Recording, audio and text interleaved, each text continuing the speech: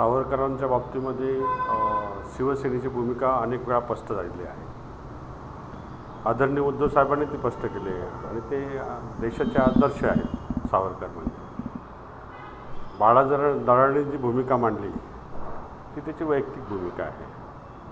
त्याच्याशी पक्षाशी काही संबंध नाही आणि त्याच्यावर काही कारवाई करायची असेल तर आदरणीय पक्षप्रमुख बघतील ते निश्चितपणे, मला असं वाटतं.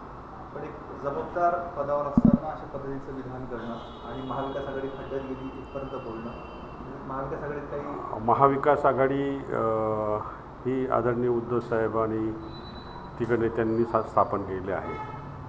ते आजही अस्तित्वात आहे. ती अचानक अशी खड्ड्यात जाणार नाही ना.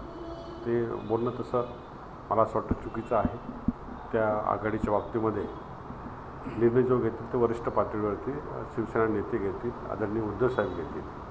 त्याबद्दल ना बाळा दराड्याला बोलण्याचा अधिकार ना मला बोलण्याचा अधिकार, तो पक्षश्रेष्ठींचा निर्णय आहे. काही कारवाई होऊ शकते.